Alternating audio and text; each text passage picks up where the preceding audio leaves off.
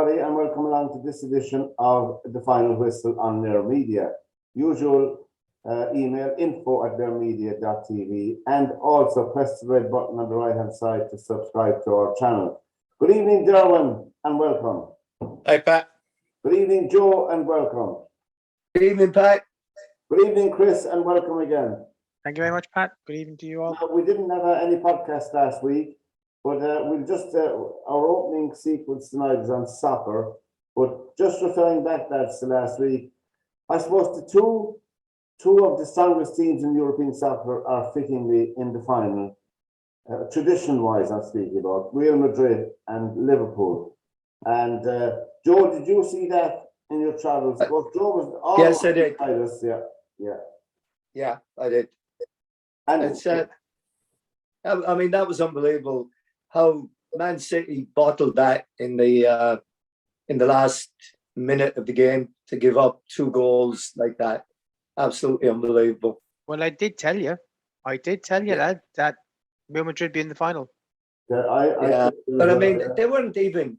I mean, they weren't in any trouble till the last couple of minutes, till Madrid started pumping the ball into the middle of the box. And I mean, it's their biggest. I mean, it's their biggest failure. That I don't think any Man City defender jumped with either of the 2 Real Madrid players that scored. They were ducking down rather than jumping. And did you get to see it, Derwynne, the 2 matches? Yeah, amazing, really, aren't they? Yeah. And do you think they'll beat Liverpool? I'm a Man United fan. I'd support the Taliban if they were playing Liverpool. Yeah. Well, hang on a second now. You've got the match between the 2 most, or the 2 least popular teams, if you think about it that way. You know what I mean? I mean, do you really want Madrid to? I mean, okay, I'm a Man United fan myself, but honestly, I take Liverpool any day than Real Madrid. I think Real Madrid are just they're an ugly club. Well, Liverpool, of course, of course, we look forward to that. It's in Paris, Real Madrid and Liverpool. Liverpool have won it 7 times, is it? 6. They probably tell you 7 now, but it's 6. How many times have Real Madrid? I forgot to look it up. 13. 13. So 19 European Cups between, and that's a lot. But anyway, Liverpool won the FA Cup over the weekend in a penalty shootout, and it's their 8th time winning the FA Cup. I looked that up all right, and I got to through the papers. Glad to see you're doing your research again. And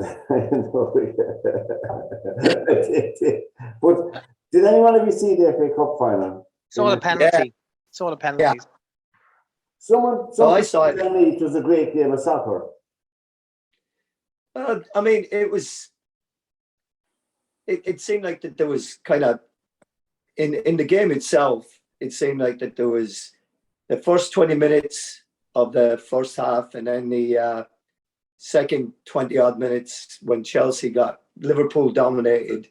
But again, Chelsea had the best chances. And then in the second part of the first half, Chelsea really came into it and dominated. Then they came out in the second half and started the same way. But then Liverpool took over and kind of dominated for a little bit.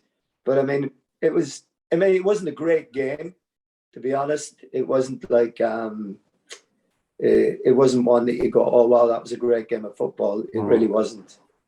Yeah. And Derwynne, did you see it? I did. Watched it all the way through. Oh, did you? What do you think? Pretty much the same as what Joe. Yeah. It's sort of a bit back and forth and stuff like that. Like yeah. And then it goes to penalties, which I'm not sure. I think they should still have a replay first, but I think so. I totally agree. Yeah, I think totally so. agree. I mean, they've ruined the magic of the FA Cup by what they've done. I mean, not only to play the semi-finals now at Wembley because they need the money because of when they refurbished the whole thing, and also every Tom, Dick, and Harry gets to play at Wembley now. When it used to be just the 2 teams that reached the FA Cup final. And you know what I would really like to see happen? I would like to see the FA Cup final get one of the berths, the winners of the FA Cup. Obviously, they'd have to be a Premiership team, but get the 4th spot into the Champions League. And Chris, did you see the match? I just saw the penalties because I was indisposed on Saturday watching my son play a blinder on the golf course. So I mean, I probably saw the best of it. But I mean, your point is valid, Joe. I mean, to be honest with you, I mean, if you take the semi-final that was between Man City and Liverpool, and Derwyn could confirm this, but British Rail were doing network lines that weekend, and both Liverpool and Man City put a plea for that match to be in the Northwest, which could have easily have been at Old Trafford, and the FA said no. As it transpired, 75,000 went to the semi-final, which is exactly what Old Trafford would have held. But it's not the attendance figures that they're interested in, it's the corporate boxes, because Wembley has the most corporate boxes of any stadia outside of North America, where they just have more corporate boxes than seats. So basically, yeah, well, look, let's be fair. Why do you think the European Cup final goes? The European Cup final gets seen at Wembley as often as the British Open goes to St Andrews, every 5 years. And then UEFA were busting to have the European Championship final, and they had like 8 matches last year in Wembley because they know they can get the 90,000. They know they can get corporate, and it is one hell of a cash cow for them, and they're not going to change that. So much so that when the European Championships is going to be there for 2020, it's going to be cast iron. It's going to be there for 2020. I think it's 2028 or 2032.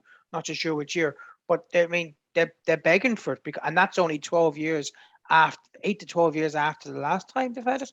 Why? Because the money's there, and that's it. And Joe's point is valid, and make it. I mean, I think the FA Cup used to be where if the lower teams got a draw at home against one of the big clubs, and they were able to get a midweek replay, it would probably keep them afloat for 3 or 4 years. Now that's gone, and it's going to get worse now in a couple of years' time when the new format for the Champions League comes, which means there's going to be more midweek dates to be filled, and that's the problem. I agree with you, Joe. I think it should have been a replay, and then further, I'd say, between Liverpool and Chelsea, could have tossed for a home and away replay. I think it would be far better and more exciting. I don't know. That's not just me, home and away venue. I don't know. But anyway, well, what they could have done, Pat, was, I mean, look, who was in it? It was Chelsea and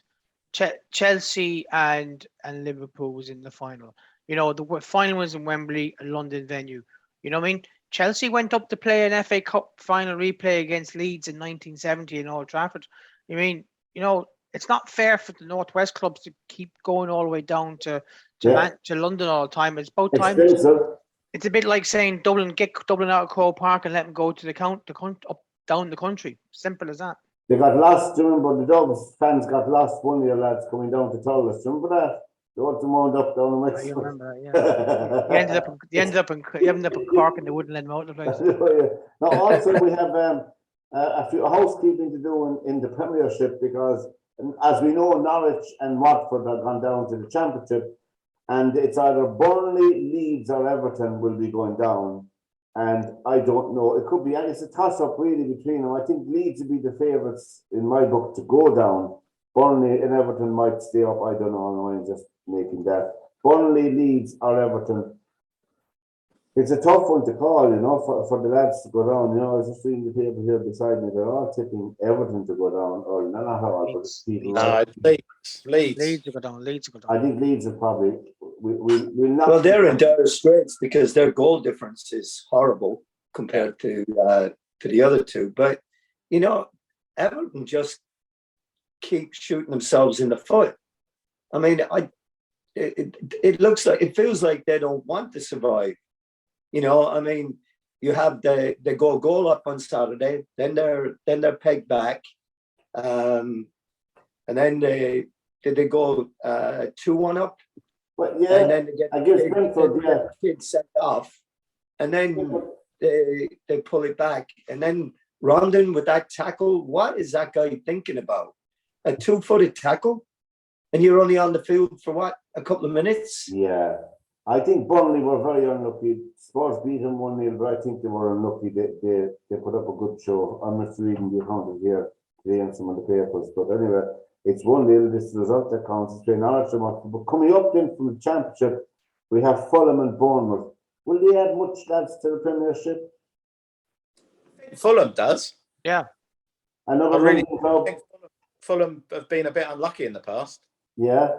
And also coming up with them, well, Luton and Huddersfield are 1-1 for the second leg, so it's a toss-up. Sheffield United went down at home to Nottingham Forest. I think Forest are the favourites to come out of those 4 teams. They would be, wouldn't they, Nottingham Forest? Be nice to see them back. I think Forest will add a lot. Yeah. I think they will.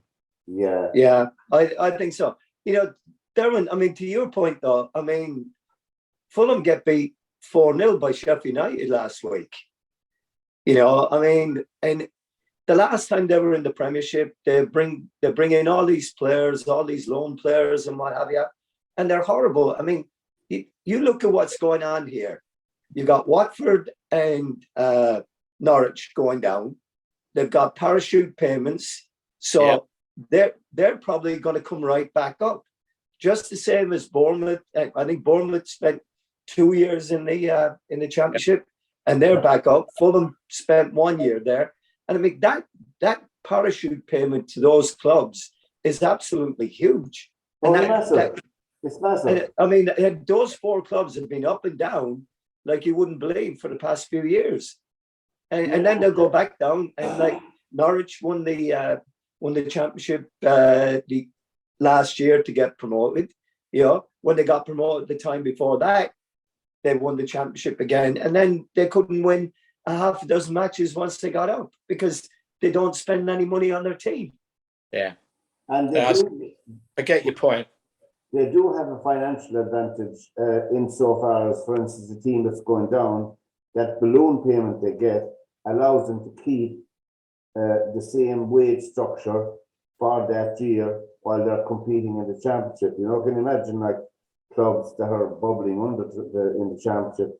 So they're at a disadvantage. I mean, if they can pay their players, you know, 10 grand a week, and you can only pay them a grand a week, like, you know, it's a no-brainer. Anybody that's worth their salt will want to go to those clubs, you know.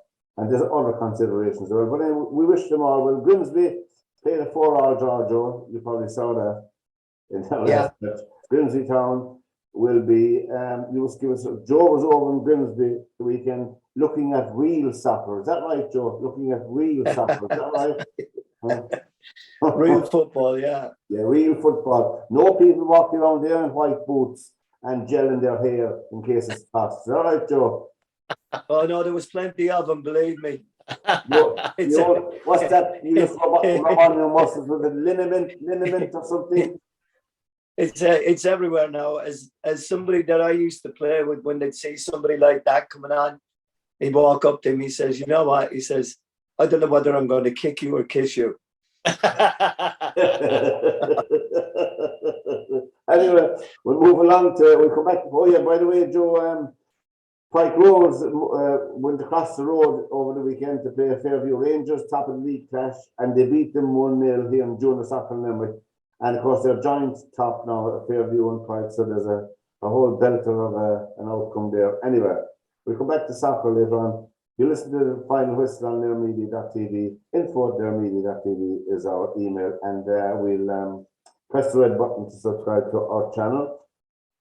Rugby Union Leicester and La Rochelle qualified for the final of the European Cup in rugby. Well, Leinster thumped Toulouse 40-17, which was a surprise to me. I thought they'd win it all right, but that was a resounding victory. And La Rochelle, well, won by the try 2013. Of course, La Rochelle is coached by an Irish rugby legend himself, Ronan O'Gara. So it'll be very interesting now when he crosses over with Leinster, because he knows an awful lot of those players very well. So they certainly will be prepared.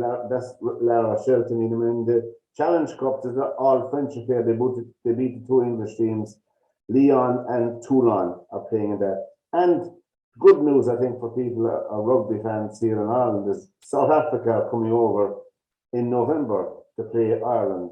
And I like South Africa. I like their style of rugby. That's just me, that's something. I don't know what you think on this. What do you think, Chris? Will you be looking forward to that? Well, of course, because they'll always, South Africa, the current world champions, they'll be hard to beat. I disagree with their style of play. They go out to instead of worried about their own game, they try and cancel out the opposition. But you look, hey, who am I to kind of argue with that? But I mean, when you're looking at €140 ticket, you know what I mean? You want to see some decent rugby instead of that. But I mean, you're talking about last week's match or Saturday's match against Leinster. I only really saw half an hour of it, but I mean, in half an hour, Leinster could have scored 6 or 7 tries. They were just unreal, and they'll be hard to beat against La Rochelle. I don't know. Where's the final? I forgot to Marseille. Marseille. I forgot to look it up. In Marseille. Yeah, the Velodrome. Oh, be God. Well, that's something to look forward to. But we wish both teams the well. Ronan O'Gara stuck with La Rochelle. Anyway, there you go. That's now over the weekend as well. The Byron Nelson. That's called after Byron Nelson. Obviously, the Byron Nelson Classic. You wouldn't have to be a brain something to know that classic's called after Byron Nelson. I mean, if they're going to hang on, well, that's Jesus. Your deduction powers are unbelievable today. I mean, if they're going to name it the Pat Barry Open, it'd hardly been named after Derwynne Honan and all that. Well, I meant to say who was Byron Nelson? Who was Byron Nelson? That's a better question. One of the most famous golf pros in America. Does have a funny little cloud hanging over him, though. He won the most consecutive tournaments on the US tour, but it was during the Second World War. Asterisk time. So everybody kind of goes, "Oh, I'm not sure that really counts." Well, but he won something stupid like 13 or 14 in a row. Jesus. That's a bit like Cork winning the All-Ireland 4 times during the Second World War when there was anybody around. Well, they won 6 in a row, including football. 41, 54 in hurling, 45 in football, and 46 in hurling. But there was the rations on. No team could afford to play. The only man, apart from you guys down in Cork. The only man ever to win 6 All-Irelands in a row was Jack Lynch.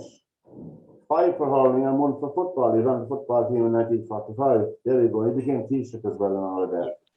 For Derwyn, he means the Irish Prime Minister. Oh, okay. Yeah. Okay. Yeah. It's like I'll Google it after. It'd be like Boris Johnson excelling at tiddlywinks. Yeah, and he probably is. But Derwyn, getting back to Byron Nelson, I didn't look up. I should have looked up, but I just didn't get around to it. I had too much to do with other things. But, Byron Nelson coached Tom Watson. Did Byron Nelson win a major? Yeah. Right. Yeah, I think he won a USPGA and a US Open, I think. Right, his classic was won anyway by Keon Won Lee from Korea with a -26, which is ridiculous. Well, there must be are there any trees on that course or grass or anything? Because -26, is there any sand bunkers or anything? There must be miles away from it. Funny you should mention about grass, because do you know what? It was, I mean, we were watching bits of it last night before the little bit of a bigger ball took over in the highlight show. But there was 36 degrees, and the southern part of America are going through record temperatures at this time of year. And the course looks, and even the young lad spotted it. I said, "Look at the grass." He says, "That looks like a bad course." He says, "Look at the grass; it's burnt." So they are getting they're getting low scores. The course condition is suspect because of the hot weather that they're getting, and to me it looked like target practice. Well, they've kind of slaughtered the golf course, the pros who played, saying that they shouldn't ever go back there. It's not good enough to hold one of those. It looked like something. I mean, to say it looked like a municipal course would be an insult to municipal courses. Yeah.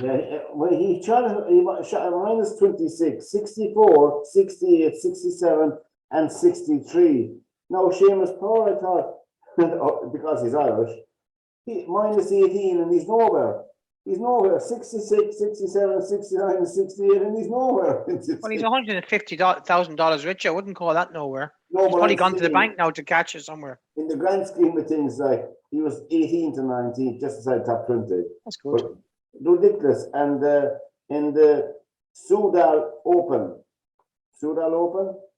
who was it? Anyway, Sam Horsfield won that, had minus Yeah. 13.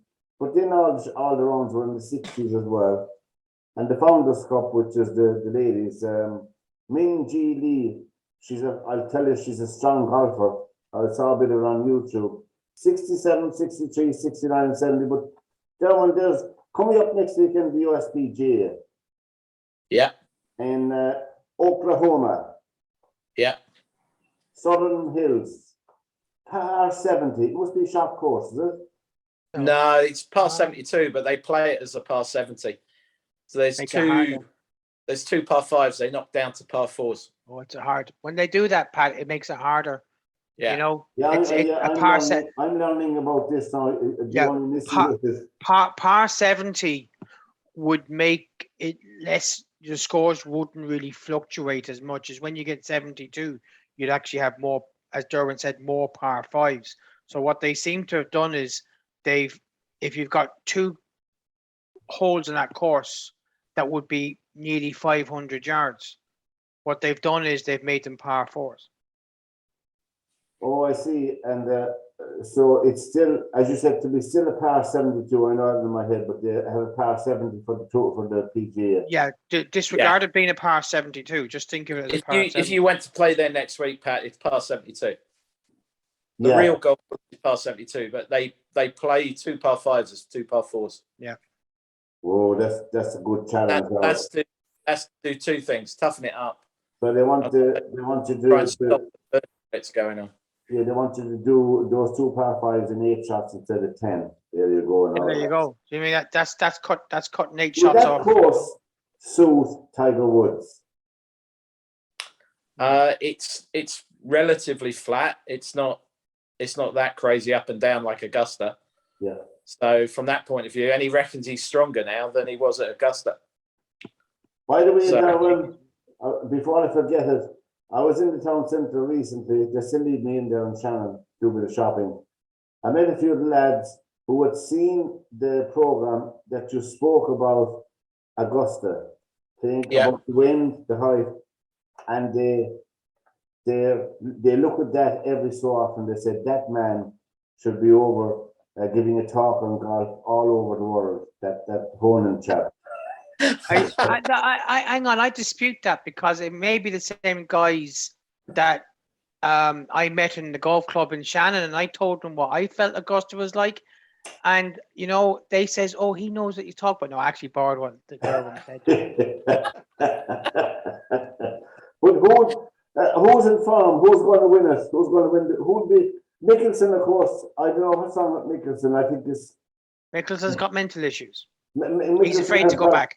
Yeah, he's gambled away $45 million. You'd have mental issues if you did that. Any human being that does that would have mental issues. Not being disparaging towards man. It's an astonishing thing, you know. Well, I think, to be honest with you, Pat, I mean, look, I'm not so sure if Mickelson's the sharpest tool in the box, to be totally honest with you. But I think the biggest problem was what Greg Norman said the other week or during the week about the journalist that was carved up, for want of a better phrase, in Turkey. And basically he turned around and said, "Sure, we all make mistakes." Well, look, the poor man needs help. We know that by the look of him. I saw just a few vox pops he did recently, and really, I mean, his family surely rally around him and look after him down. I don't know if you know much about him, but I mean, everyone knows he had a gambling problem for years anyway. Yeah, I mean, he's had that ever and a day. I mean, that's how Callaway ended up sponsoring him, because Callaway took the debt away from the Las Vegas casinos. They did. And he's been playing Callaway with not earning anything from Callaway at all. Oh, I have you. Yes, to wear the logo. Because there was some proper bad people chasing him for the debt. Oh, well, I mean, with But, you know, yeah, 40 odd million to lose, you know, gambling is crazy. We all get that. But in the overall scheme of things, it's a drop in the ocean for him. He's probably had it with endorsements. He's probably the thick end of 500 million better off. And you know, he's an exciting golfer. He's one of those golfers that has charisma, that's exciting, that's unpredictable, and that can. I don't know. I might sound stupid in saying this to golf people or experts, but he makes shots, unexpected shots on the golf course. Would that be right? Look, he's one of the best players in the world. I mean, you can't take that away from him. I mean, he's at an age now where he's probably a little bit bored with it. You know, he's playing the seniors tour. He's 52 years old. The seniors tour is not going to be enough for him. The Saudi stuff. I can see why he's doing it. Yeah, totally. I mean, all the guys. You've got 36 out the top 100 who are wanting to play the Saudi stuff. Now they're all going to be of a certain age, because it is just a pension fund. Of course, it is 100%. You know, 150 grand for coming last, 10 events. I spoke to someone last week. I was hitting balls next to him on the practice ground. He's in those events. He's in his brain. He's earning $1.5 million a year for finishing last, just for turning up. And he's looking at it as, well, I'm not. Jesus. But that's exactly what it is. He just has to turn up and play. He's got about 3 years before he can go and play his seniors tour in America. He's struggling on the main European tour, and why wouldn't you go and do it? It's a no-brainer. You see, Derwynne, I've this philosophy. What's happening is I think basically, and I said this to a couple of lads over the weekend, that the European tour is at a crossroads. And what's happened is that Greg Norman and the backers here have identified that the European Tour event that was on last week probably had a prize fund of about 2 million at most, right? At most, yeah. At most, right? Which is about 5-6 times less than what they have in the States. And that's just for a run-of-the-mill tournament, okay? Now, Norman is quite intelligent to know that the first event to put on would be in England during the kind of the quiet period before the Scottish Open, Irish Open, British Open, because the prize funds won't be big. And if he can get the 48 guys to play, and if a journeyman like Richard Bland or someone like that, and Nicholas Coates starts, who's done nothing, if he miraculously wins one of those events and gets 4 million, then alarm bells are going to go off to the big guys and think, hang on a second now. If one of those guys can win 4 million, then so can I. I think what we all need to understand as well is the European Tour now is owned by the American Tour. They bought the major shareholder of the European Tour. So the European Tour now is basically a feeder ground. It's to the detriment of the European Tour. For the main US Tour. It's to the detriment of the European Tour. It is. There's a massive golf's booming. Yes, we all understand that, but that's in clubland. That's nothing to do with the tour, and the tour is struggling. They're struggling to get sponsors. They're subsidising some of these events, and you know the European Tour is at a crossroads. But the Americans buying it, they're turning the European Tour into a feeder tour. You'll find next year the top 10 off the Order of Merit will probably be invited to play 12 events on the US PGA Tour. Because all they're doing is they're stripping the talent. But just to what Chris is saying there, though, and here's what I've been reading up on this a little bit, and I see a major league lawsuit coming up here because the PGA restricts players to allowing them to play 4 events a year. So what's going to happen? It's going to end up being a right to work, and a choice of where you work. I mean, it's going to. The attorneys are going to get involved in it, and then these guys and you're going to see what's happening. And just like you said, and like Chris said earlier, the guys that are starting to drop down the pecking order on the PGA are going to go over there and start making money. And younger guys are going to come in there, and they're going to start making their way up to it. See, the problem, see, Joe, the problem about this Greg Norman-backed initiative is that, and it's very, very important you mention about a lawsuit case, a restraint of trade it will be under, because at this moment in time, the PGA won't, USGA or whatever, won't have a leg to stand on, because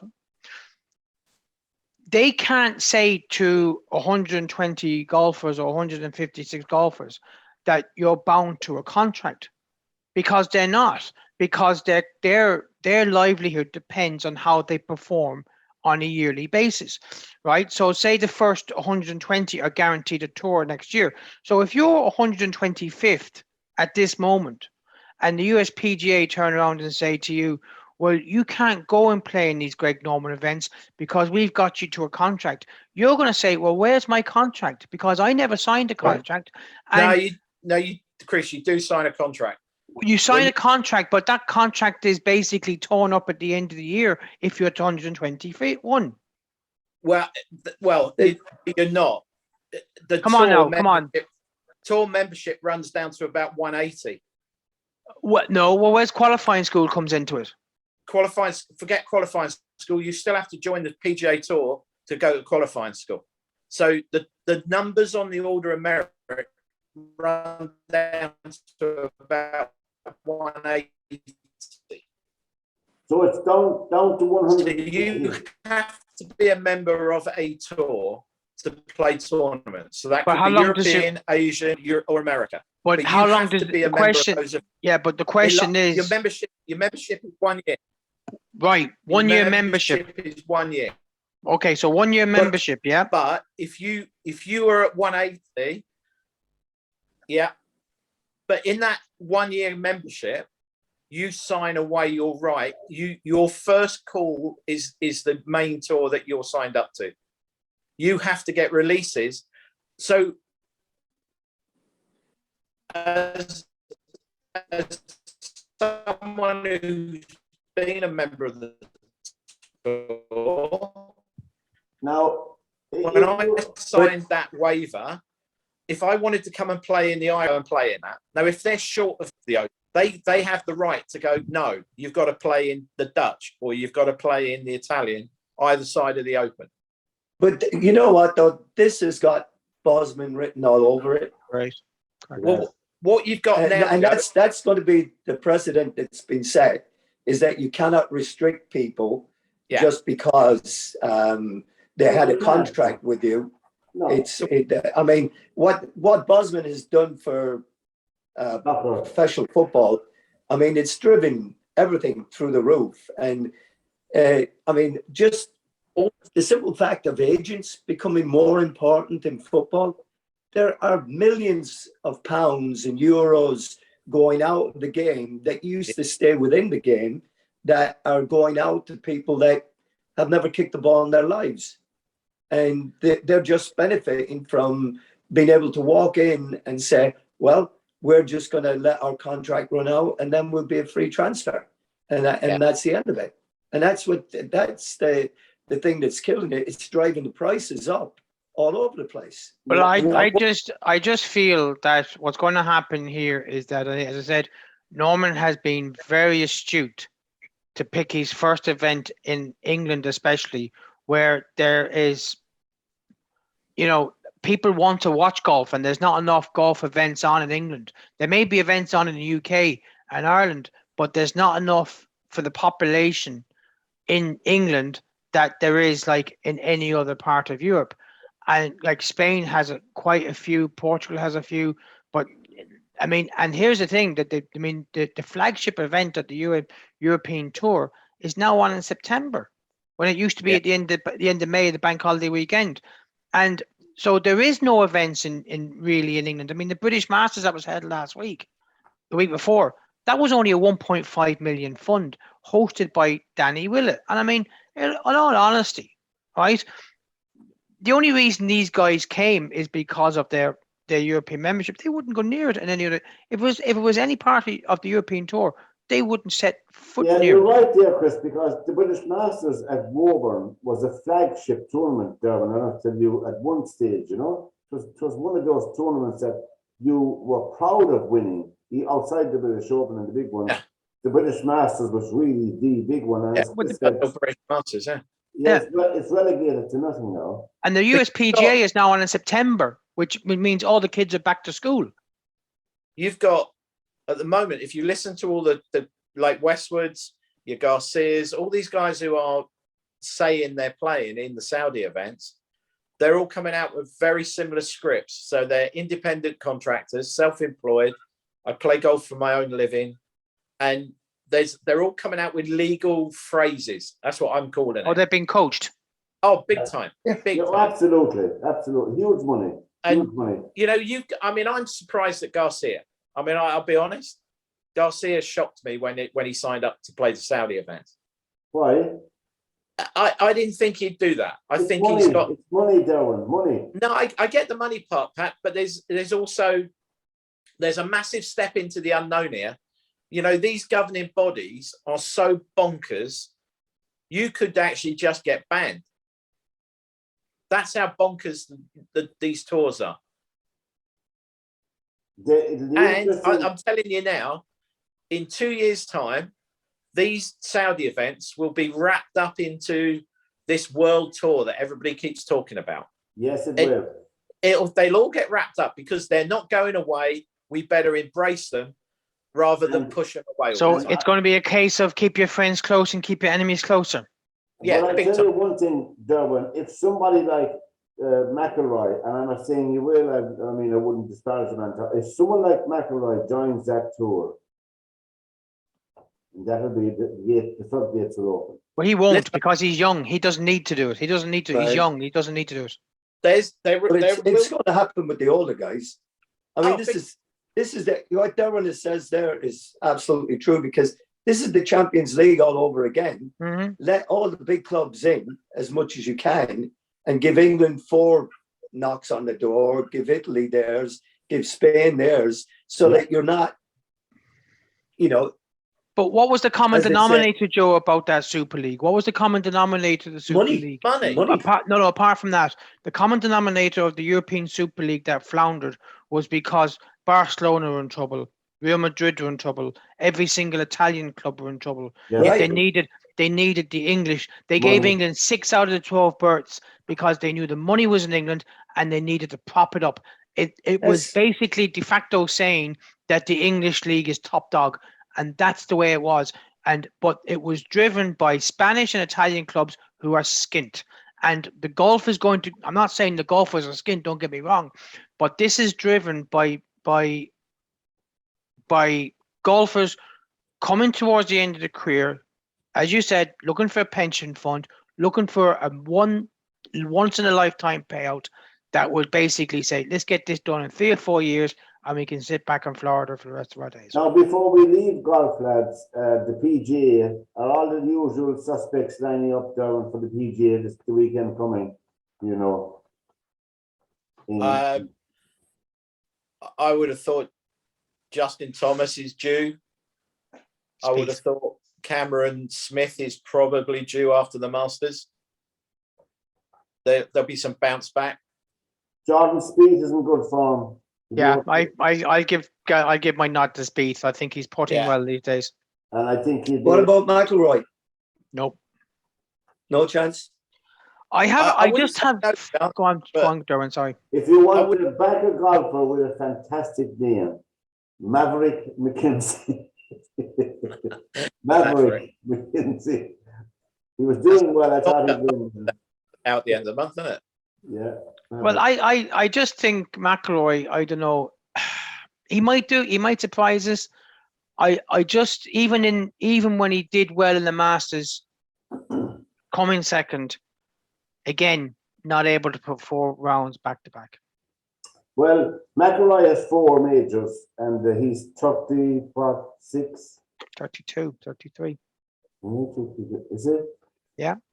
his 4 majors, Harrington has 3. And when you look at Tiger Woods, 15 majors he has, 15 Yep. majors.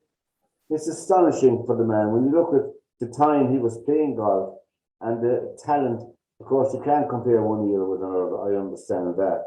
But it was an astonishing record he had.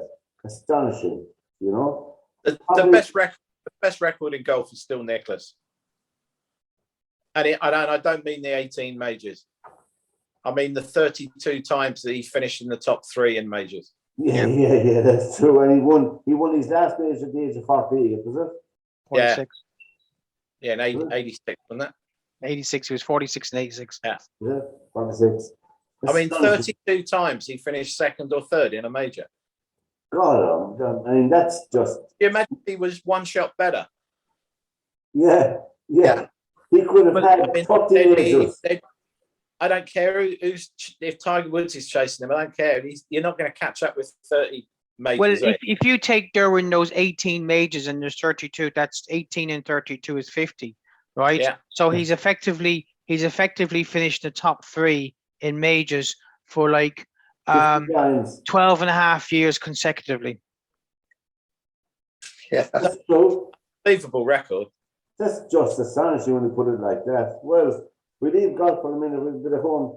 We sent the boxing team. Anna apologised this morning. She couldn't make it tonight. So I had boxing on the claw because I don't be following the minutiae of boxing, particularly with the women's championships on in Istanbul. We sent a team of 9 over. Ireland did. Sent a team of 9. There's 4 of them today. I haven't time to the 4 of them fighting today between 6 and 8 o'clock. For a bronze medal out of 9, which is astonishing when you consider there's 12 weights and there's light heavyweight and heavyweight in the competition for the first time. And there we go, that's for the boxing tournament. We had GA over the weekend, Derwynne. I know you're anxious to get onto that, you know, the hurling and the football. I hang on every result. But with a noose. I have to say, my own county of Cork won their first game the weekend down in Morford, and it has put the cat amongst the pigeons together with Clare, who drew with Limerick in Ennis, the All-Ireland champions, and they're both qualified out of the group for the Munster final in hurling again. And they could meet again in the All-Ireland final, so there you go, you never know the way things work out. But well, Ennis was packed to the rafters yesterday. Great atmosphere. 20,000 there. Brilliant game of hurling. Limerick made a couple of changes, I think, strategically before the game. I think Limerick will still win it because they have the panel. The only thing that would beat Limerick would be injuries or indiscipline. Yeah. If anybody saw the incident last night about Grode Hegarty, the first one where he got the yellow card for the ball was a line ball, and the Clare fella should have got a yellow card because he didn't retreat from the sideline. And the second one, you see, it was discussed before that Grode Hegarty, he's a big lad, he's about 6'5", 6'6". He stayed the game long enough. Yeah, I just think this needless the way he just bandied the hurdy around like it's like throwing confetti at a wedding. And I know there was a little bit of a spat on TV afterwards. After the game, I kind of saw the tape afterwards. The presenter says, "Well, you guys are putting the pressure on the referees," and I went, "No, you're the one that's bloody asking us the questions." She says the former goalkeeper. He says, "You're the ones that are asking us the questions, and we can only see what we see." I just think it was a needless sending off. It was a stupid sending off. It probably was, and as I keep saying. I said to a guy the other day that the hurling season is in 2 halves. It is the first half is refereed by people who want to get to an All-Ireland semi-final or final to referee, and the second half of the hurling season is refereed by those that are already there and leave the yellow cards, red cards, and whistle in the dressing room and don't give a damn. Well, in yesterday in the match for the lads, if you don't have to strike a person with a hurley to get a red card. If your intent, if the referee thinks it's the intent you swung the hurley, You don't have to hit the person. The rule is, if it's your intent to do it, it's a red card. But the same as in soccer. The same as in soccer. If you're going out to break a guy's leg Yeah, and the guy jumps out of the way, you know what I mean? What he's not thinking, oh, I think I'll take this tackle and ruin my career just to get your man get the red card. yeah, I mean, Joe would be the best person to ask there. If he sees a guy coming that looks like a leg break, he's not going to withstand the tackle. He's going to jump to get out of the bloody way. yeah. So it's intent, but it's, as you said, Garrod Hegarty is probably one of the top hurlers in the game. Oh, he's a class act. But because he's such a big man, if there's a Schmarzler or a Rough, you'll always see the bigger man first, you know. He'll always be. He's huge. I mean, he is literally a massive unit. And I mean, yeah, to mark him, if someone tells you that you've got to mark this guy, you're just going to have to say a novena before you get out there, because he's just massive. He walked right through you, you know, like some of the All Blacks. He'll go. What's the old saying? He'll go through you for a shortcut. Yeah. Is that like a cricket ball? Funny you should mention that now, right? Because the young lad was actually, we were in a good position behind the goals. And when the teams came on to warm up, one of the balls went over the netting that was supposed to stop the balls going into the crowd. And the young lad, fair play to him, caught one of them. Now, in the old days, the ball that we used, if you used to bounce it, it used to go straight dead. Now, I remember when I was in England years ago, a cricket ball would be rock hard, absolute rock hard. Yeah. Now, the hurling ball would be a bit more give. Now, the new ones that they have, which are now yellow, honestly, lads, it's nothing short of a tennis ball. No. You bounce it and it's hopping off the floor. The top goalkeeper got a point yesterday, 25 yards from his own goal. I mean, Pat, it's like a sponge. I mean, I said to the young lad, give me that. And when I came home last night, give me that ball. And I bounced it off the kitchen floor. The wife wasn't happy, but I bounced it off the kitchen floor. Anyway, and normally, as Joe would know in his day, if you ever played hurling, the ball used to kind of bounce and thud to the ground. Now it's hopping off and nearly hitting the ceiling. It's so soft, it's so spongy. So when you see them pucking the ball around, hitting the ball around the field, and you're going, gee, how's it going so fast? It's because it's as I said, it reminds me of maybe like a tennis ball, a bit harder than a tennis ball, but like that. It could be a top Galway All Ireland hurling final yet, Joe. You know, things work out well for us. But hey, speaking of that though, isn't that typical Waterford to lose a game like that? They were playing at home. They had the form. Cork had lost all their games. They went down to Waterford, knowing full well if they actually did lose against Waterford, well, it was a long journey home. I don't know. They have no passion, but they don't have the players really. They don't have a full 15. But they do have the players. But again, they don't have the mentality. No. I mean, you look at Austin Gleeson, another brilliant hurler, getting sent off for stupidity again, right? Again. And that's the problem. Indiscipline catches you out. And, you know, sometimes people can believe their own legends and thinking we've won the league, we've done this, we can beat Cork, we can do this. We only have to turn up. I mean, you know, that can happen in sport, you know, where teams feel that, you know, they've won it before they go out in the field. And that's the complacency is the biggest enemy to any sports teams, as any professional manager or coach would tell you. Exactly. Next weekend, Waterford will have to go to Ennisson and win next weekend, and anyway, lads. The final list is the program on learmedia.tv. Tell all your friends about us and press the red button on the right hand side to subscribe to our channel. Derwynne, being a Welshman, we have to mention that Derwynne is a Welshman, lads, in case you want to slag him. The thing is up behind him, no bearing on where he comes from. It's just, Welshman from Wembley. It's just adopted as a backdrop tonight for the show. You heard, I asked Mary about the Gwent. You know where Gwent is in Wales? Yeah, Gwent. Is that what they call Monmouthshire now?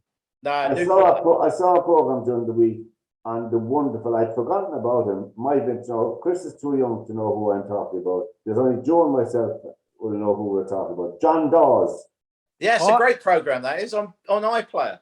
The wonderful John Dawes. I mean, I was just John Dawes. Yeah, I think the I think the New Zealander is still coming back from that dummy that Dawes threw in the Barbarians game. Yeah, Still trying London to well. get back in. Yeah, that was. Classic, that. And John, I didn't know much about him. I know I knew. I mean, he was an astonishing man as a player and as a coach. John Dawes, that is, and he's from Abercarn. He was known as an Abercarn war baby, whatever that is. And he only died there. He was age 80 there in last April. And We're going by that. He was born during the war. That's why he was called a war baby. yeah, the first, And that Abercarn's a village up in the valley. But he was the first of his family to go to university, because all the rest of them went down the mines as they did, as you know yourself. All the men went down the mines. Now, in 1971, he led Wales to the Five Nations Grand Slam, and he captained the British and Irish Lions that went down touring to New Zealand and beat the All Blacks in its series for the very first time in 1971. When he was coaching Wales, he coached Wales to 4 Five Nations, 2 Grand Slams, and 4 Triple Crowns. And he was inducted in the Hall of Fame. I'm mentioning that in 2016 because people need not be interested in rugby. If you're interested in sport, catch up, as you said, Derwynne, catch up that program on John Dawes. He shouldn't be forgotten. I don't think he should. Doesn't matter where he's from. Fantastic man, fantastic player, and a fantastic coach, which rugby could do with now, I tell you. You remember Derwynne going up, do you? Anybody, the only sentence you need to speak about John Dawes, anybody who pushes Mike Gibson from out half into the centre is a great player. Mike Gibson I saw Mike Gibson playing, fantastic. And he moved, he had to move into the centre, you're right, yeah. You're right. He was involved in that great try, wasn't he, with the Barbarians? Yeah. Yes, that's the one I'm talking about, where the New Zealander is still trying to get back into the stadium. Yeah. He dropped the shoulder on him and your man disappeared. He had to get back in. Because he was the one who, I think John Dawes passed it to Edwards. Yeah, Gareth Edwards went in on the end of it, didn't he? Didn't he do like a swan into the he kind of dived over, flipped over onto his face. Oh, the famous black and white jersey, the Barbarians, the famous black and white jersey. But I mentioned John Dawes that because you come across a gem now and again, a sporting gem like that will revive memories of fantastic, at different times, of course, in rugby, you know. We'll be always pining for those days. He was really famous at London Welsh. He basically made London Welsh what they were back in the 70s. It's one of the big club teams in Britain. Well, they were a huge club team there, London Welsh. And he introduced all sorts of different training methods and stuff that had never been done before. That's true. That is very true. And his philosophy was attack all the time. His philosophy was he had a great mentor with a guy called Carwyn James. Calvin. Yeah. So he kind of, so Carwyn James basically is like what they would call he taught what the modern game is all about now, really, but he was doing that in the 60s. So now, before we finish, lads, that's a recommendation from the final whistle, no doubt about it. John Dawes, as you said, you're right, Derwynne. You catch it up, probably you find it on YouTube when it was somewhere. Anyway, I think it's on our BBC iPlayer. Yeah, we have no access to that here. Ah, right, okay. Yeah, and rightly so. I'm only joking, John. I'm only joking. Before we finish up soccer tonight, the PGA, you said Justin Thomas, you said might have a shout at it for the PGA coming up the weekend now. Yeah, Cameron Smith, Justin Thomas, Smith, Jordan Spieth. Is it? I think Dustin Johnson got a little look at this as well. And coming up the weekend, that's the PGA. Joe, we wish Grimsby are playing, I think, next. Is it Thursday or Friday? I'm not too sure. I didn't look it up now during the week. They're out during the week. They're playing. Yeah, I think it's Friday. I think I saw that it was Friday. They're playing Notts County anyway. Notts County, a knockout And, game. we wish them well, and we wish Luton Town, my own team. I don't think. I think even if they beat Huddersfield, I can't see them beating Forest or Sheffield United. Yeah, Unfortunately. I watched them against Huddersfield the other night, Yeah, and they played well. They played well. I like them. I mean, for a team that's been put together in today's money for practically nothing, absolutely. they held their own. They They did very well. They did. Going to the Norwich Spurs game on Sunday. Yeah.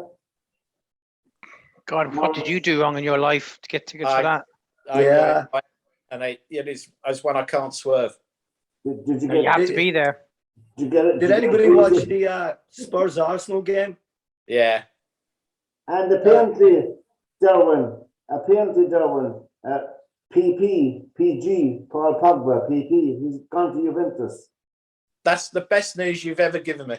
Well, apparently now the deal is done. You know. Oh, that's the best news you've given me, Pat. Is the deal done? Well, the speculation is that it is done.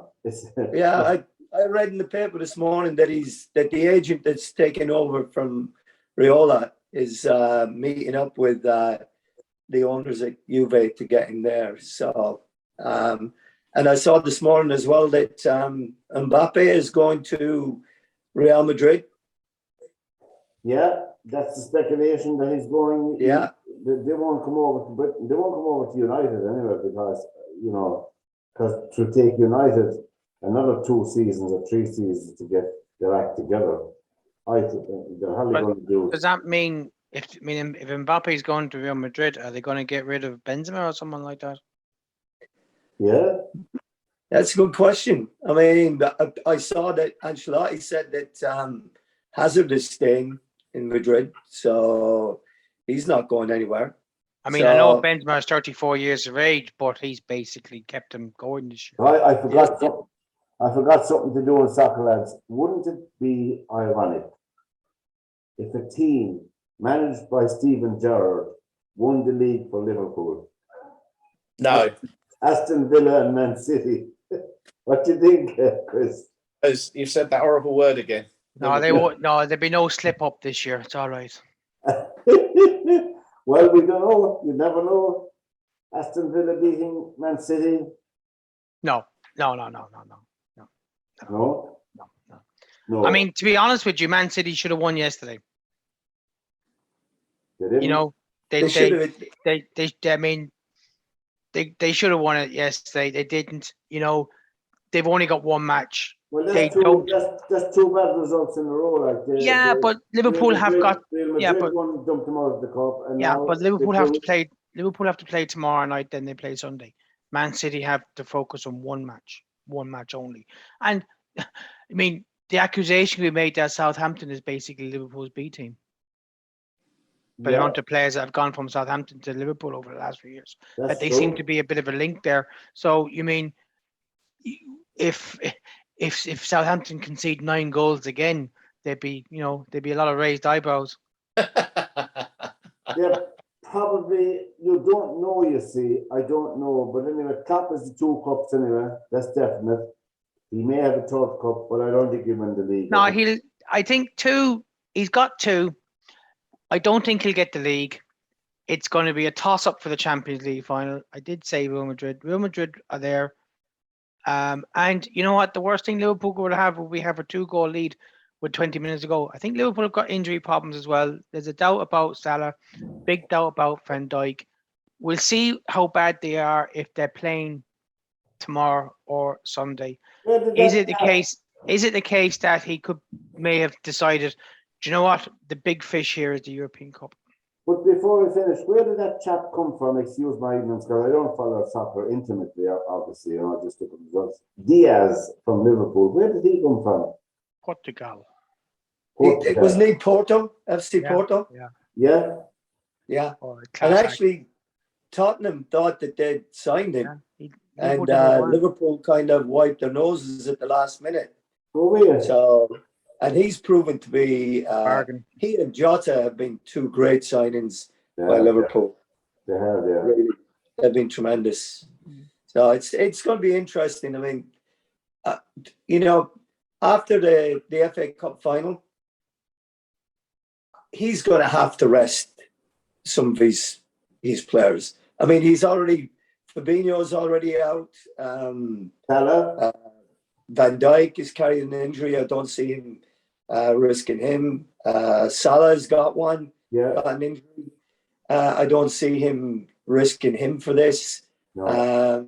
It just, if it was a one-off game, if it was the last game of the season, I could possibly see it.